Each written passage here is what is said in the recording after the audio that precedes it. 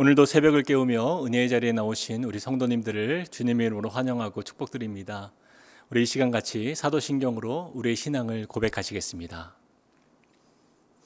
전능하사 천지를 만드신 하나님 아버지를 내가 믿사오며 그 외아들 우리 주 예수 그리스도를 믿사오니 이는 성령으로 잉태하사 동정녀 마리아에게 나시고 본디오 빌라도에게 고난을 받으사 십자가에 못 박혀 죽으시고 장사한 지 사흘 만에 죽은 자 가운데서 다시 살아나시며 하늘에 오르사 전능하신 하나님 우편에 앉아 계시다가 저리로서 산자와 죽은 자를 심판하러 오시리라.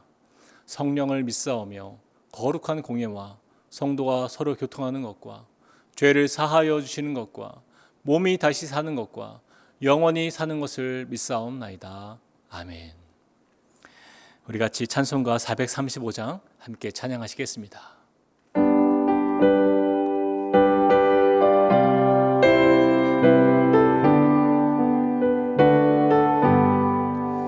나의 영원하신 기업 생명보다 귀하다. 나의 갈 길 나가도록 나와 동행하소서. 주께로 가까이 주께로 가오니 나의 갈 길 나가도록 나와 동행하소서. 세상 복이 아니람과 모든 명예 버리고 험한 길을 가는 동안 나와 동행하소서.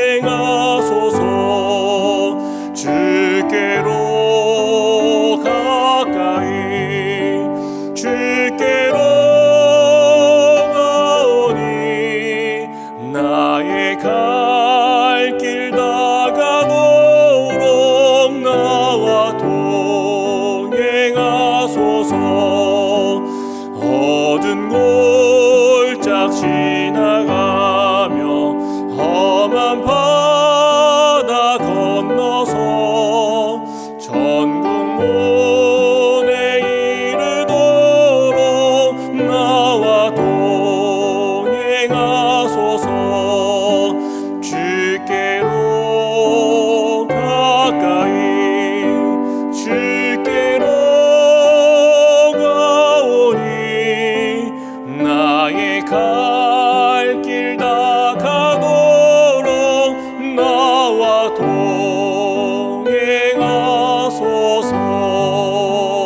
동행하소서. 아멘. 오늘 우리에게 주시는 하나님의 말씀은 사사기서 11장 1절부터 11절까지 말씀입니다. 저와 함께 합독하시겠습니다.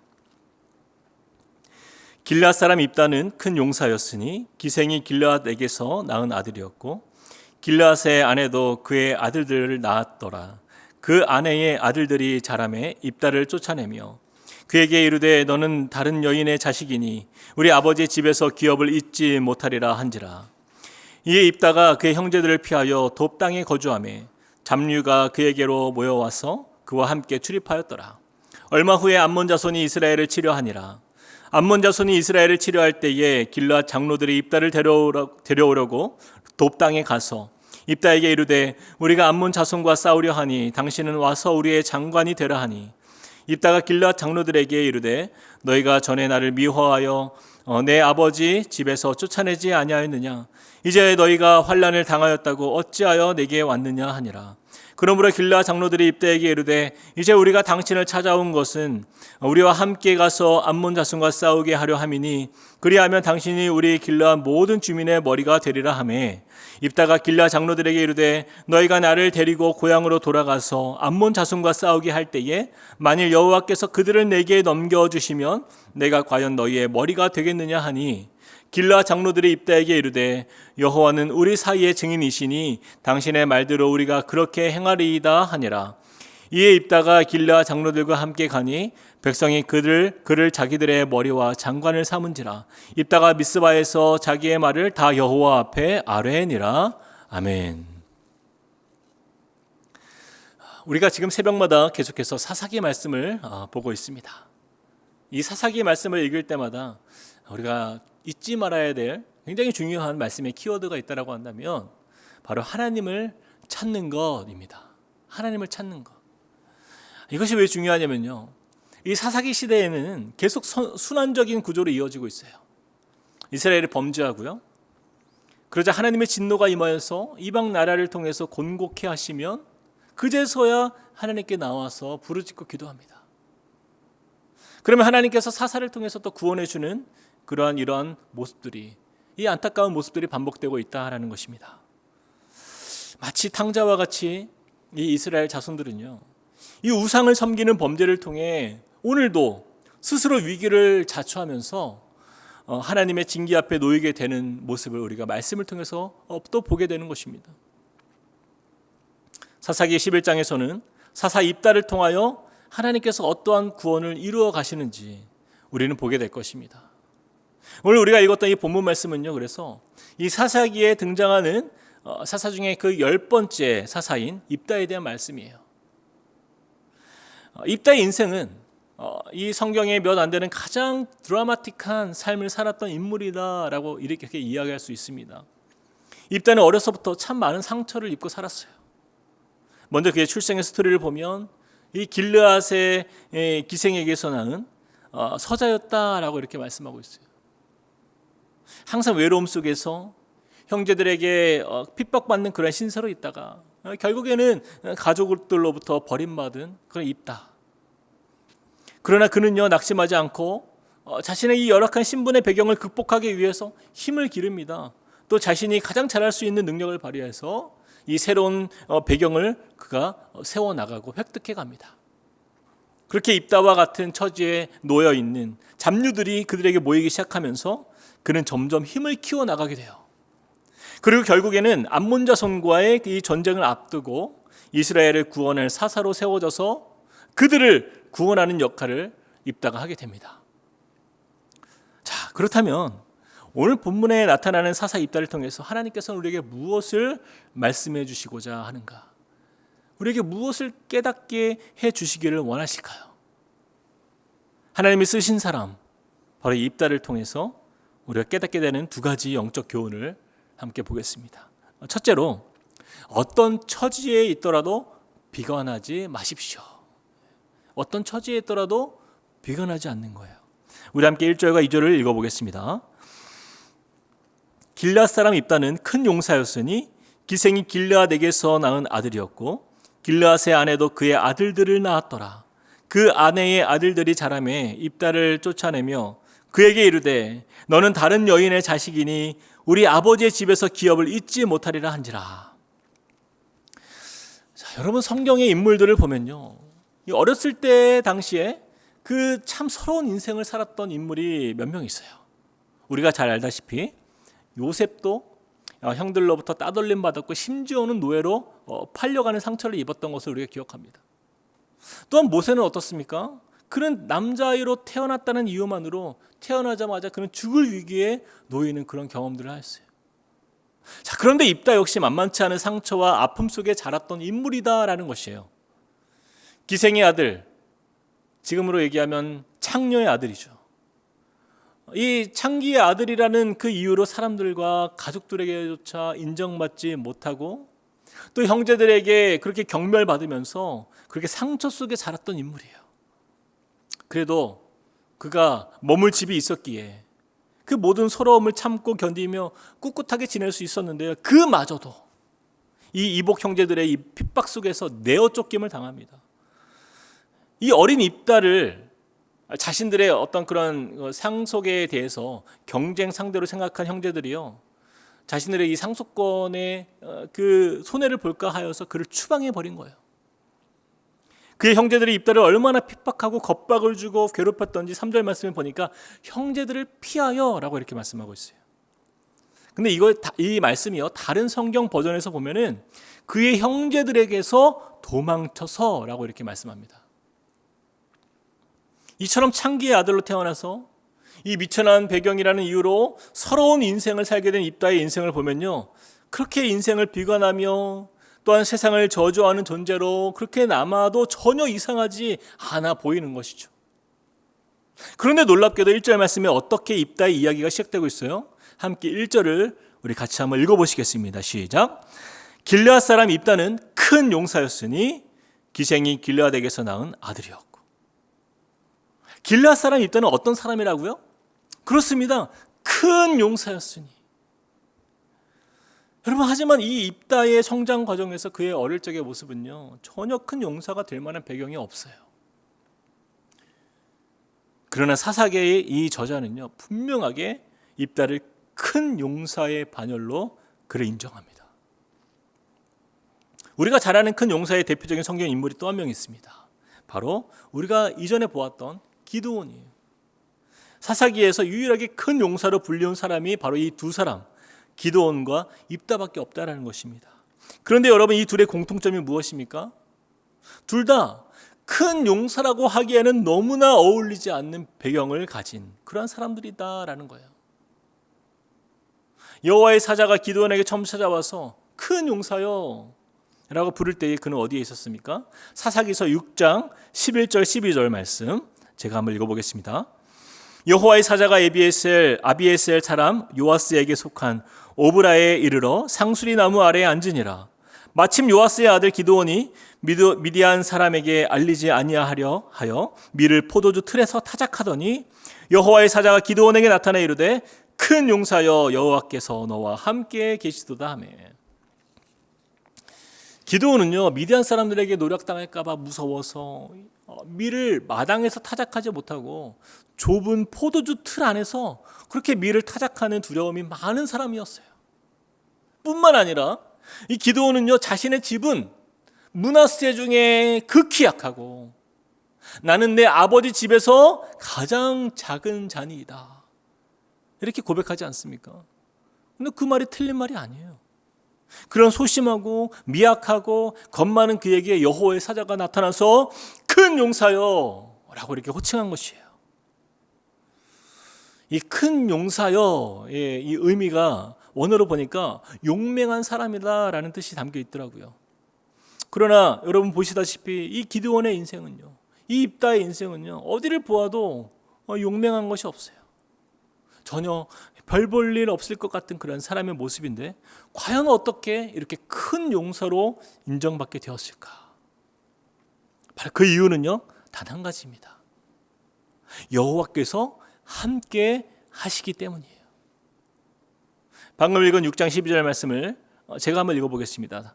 여호와의 사자가 기드온에게 나타나 이르되 큰 용사여 여호와께서 너와 함께 계시도다. 하나님은요, 기드온과 함께 하셨고 또 입다와 함께 하셨어요. 사랑하는 성도 여러분, 하나님은요, 힘세고 강한 자를 들어 쓰시기보다 약한 자를 들어 쓰시기를 기뻐하십니다. 고린도서 12장 9절과 10절 말씀, 나에게 이르시기를 내 은혜가 내게 족하도다 이는 내 능력이 약한 데서 온전하여 짐이라 하신지라. 그러므로 도리어 크게 기뻐함으로 나의 여러 약한 것들에 대하여 자랑하리니 이는 그리스도의 능력이 내게 머물게 하려 함이라. 그러므로 내가 그리스도를 위하여 약한 것들과 능력과 궁핍과 박해와 곤고를 기뻐하노니 이는 내가 약한 그때에 강함이라. 내가 약한 그때에 강함이라. 하나님은요, 가정에서조차 소외받고 핍박받으며 아무도 주목하지 않았던 그 입다를 통해서 이스라엘을 구원하시는 역사의 도구로 사용하시는 능력의 하나님이십니다. 그러므로 혹시 우리 성도님들 중에서 내 삶이 너무나 초라해 보이고 별 볼 일 없어 보이는 그러한 내 삶의 비관 속에서 머물러 계신 성도님들이 계십니까? 혹은 되는 일이 없어 보이고 낙심 속의 삶을 그렇게 비관하고 있는 분이 계십니까? 그렇다면 입다를 통해서 일하시는 하나님을 여러분 기억하시고 그분을 바라보시기를 축복드립니다. 우리가 약한 그때에 하나님은요, 우리를 사용하실 거예요. 우리의 약함을 들어서 하나님의 능력의 도구로 우리를 사용하실 것을 기대하시는 저와 여러분이 되시기를 주님의 이름으로 축복드립니다. 자, 이어서 두 번째입니다. 입다를 통해서 하나님께서 우리에게 어떤 교훈을 주십니까? 두 번째, 나와 비슷한 처지의 사람들을 돌보아야 합니다. 나와 비슷한 처지의 사람들을 돌보는 것. 우리 함께 3절을 읽어보겠습니다. 3절 시작. 이에 입다가 그의 형제들을 피하여 돕 땅에 거주하며 잡류가 그에게로 모여와서 그와 함께 출입하였더라. 여러분, 입다는요, 형제들로부터 쫓겨 도망쳐 나온 곳이 돕이라는 땅이었어요. 당시 돕이라는 이 지역의 이름은요, 좋은 땅이라는 의미가 있습니다. 좋은 땅. 그런데 이 돕이라는 이름을 보면 어떻게 쫓겨나서 정착한 땅이 좋은 땅이 될 수 있을까? 근데 매우 역설적인 것처럼 보이지만, 그러나 입다는요, 그곳에서 주저앉지 않고 자신이 할 수 있는 최선을 다해서 새로운 삶을 시작했다라는 거예요. 그런데 우리가 방금 읽었던 3절 말씀에 보니까 누가 그에게 모였다라는 거예요? 잡류가 그에게 모였다라고 말씀하고 있어요. 이 잡류라고 하니까 참 발음하기도 힘든데 참 이해하기가 참 쉽지 않죠. 이 뜻을 보니까요, 가치 없는 사람, 무익한 사람이다라는 거예요. 잡류는 가치 없는 사람, 무익한 사람들이라는 의미가 있어요. 그러므로 입다는 자신과 비슷한, 자신의 처지와 비슷한 서름을 겪고 있었던 사람들을 배척하지 않아요. 자신처럼 한 맺힌 인생을 사는 사람들과 함께하며 그곳에서 리더십을 발휘했다라는 것입니다. 그리고 그의 영향력이 거세지자 길르앗 장로들은요, 암몬으로부터 구원받고자 입다에게 도움을 요청하는 일까지 일어난 거예요. 입다밖에 없다라는 거예요. 일반적으로 보면 세상 사람들은요, 어때요? 자신의 상황이 어려워지고 비참해지는 상황이 닥쳐와서 혼자 외톨이가 되면 그는요, 보통은 일반적으로 나를 도와줄 힘이 있는 사람들을 찾아 나서지 않습니까? 그것이 정상으로 보여요. 도움을 받아야 되니까. 그러나 입다는요, 홀로 돕당에 정착했지만 그가 겪은 일을 거울 삼아서 다른 힘없는 사람들까지 품어주었습니다. 그리고 그의 수용적인 리더십이 빛을 발하면서 어느새 비슷한 처지의 사람들의 그 소문을 듣고 입다에게로 모여들면서 그의 지위가 높아지기 시작한 거예요. 사랑하는 성도 여러분, 이것을 계기로 이스라엘을 암몬으로부터 구원할 수 있는 리더십의 자질을 키우는 아주 중요한 시발점이 되었다라는 것입니다. 입다는요, 아무것도 없이 그렇게 돕당에 정착하였지만 어렵고 소외된 사람들을 소중히 여기며 그들과 함께한 결과 어때요? 한 나라를 책임지는 사사로 부름받는 자리로 세워지게 되었다라는 것이에요. 누가복음 16장 10절 말씀에 이렇게 말씀합니다. 지극히 작은 것에 충성된 자는 큰 것에도 충성되고 지극히 작은 것에 불의한 자는 큰 것에도 불의하니라. 하나님은요, 큰 일을 맡기시기 전에 우리의 작은 행실을 먼저 보십니다. 우리의 작은 일상 속에서 주님께서 내게 맡기신 그 일들을 우리가 소중히 여기며 그 책임을 다하는 믿음의 사람들을요, 우리 주님은 지금도 찾고 계신다라는 거예요. 그러므로 오늘 말씀을 통해서 우리에게 주어진 작은 섬김의 자리와 또한 수고의 자리 안에서 우리가 충성되이 쓰임받기를 기뻐하시는 저와 여러분이 되시기를 축복드립니다. 말씀을 마무리하면서 우리 11절 말씀을 같이 한번 읽어보겠습니다. 11절 말씀 시작. 이에 입다가 길르앗 장로들과 함께 가니 백성이 그를 자기들의 머리와 장관을 삼은지라. 입다가 미스바에서 자기의 말을 다 여호와 앞에 아뢰니라. 다 여호와 앞에 아뢰니라. 입다는요, 사사로 세워지는 가운데서도 여호와의 이름을 언급하며 여호와 앞에 나아가는 모습을 보였어요. 그런데 어떤 신학자들은 입다가 자신의 권위를 인정받기 위해서 여호와의 이름을 이용한다라고 이렇게 부정적으로 보는 그런 견해들도 있습니다. 그러나 저는요, 여러분 이 말씀을 보세요. 어제 보았던 아비멜렉이나 또는 사사 돌라나 또는 사사 야일 같은 경우에 보세요. 여호와 앞에 나아갔다는 기록조차 없습니다. 저는요, 어찌되었건 간에 입다가 여호와를 의식하면서 하나님 앞에서 자신의 상황을 아뢰며 나아간 것은요, 하나님 중심적인 그의 신앙의 태도를 보여준다라고 저는 믿습니다. 오늘 하루를 우리가 살아갈 때에 작은 일은 내가 하고 큰 일은 하나님께 맡기는 것이 아니라 주님께 나아가 모든 문제를 주님께 맡기고 주님께 아뢰면서 그렇게 주님을 찾는 인생은요, 저는 하나님께서 입다처럼 우리를 사용하시고 귀하게 쓰시는 주님의 도구로 우리를 인도하여 주실 줄 믿습니다. 우리에게 맡겨진 모든 삶의 자리에서 어떤 문제가 닥쳐와도 비관하지 않고 작은 일에 충성하며 하나님 앞에 나아가기를 기뻐하시는 저와 여러분이 되시길 주님의 이름으로 간절히 축복드립니다. 우리 함께 기도하시겠습니다. 사랑과 은혜의 하나님, 고아와 같이 세상 가운데 홀로 남겨진 입다의 인생을 통해서도 한 민족을 구원하시는 크신 역사를 이루시는 우리 주님의 전능하심을 찬양합니다. 버려지고 상처 속에 비관하는 인생으로 살 수 있었지만 자신의 처지와 비슷한 이들을 수용하는 가운데 그들의 리더가 되었던 입다와 같이 소외되고 낙심된 영혼들을 품어주는 사랑이 넘치는 주님의 자녀로 살게 하여 주시옵소서.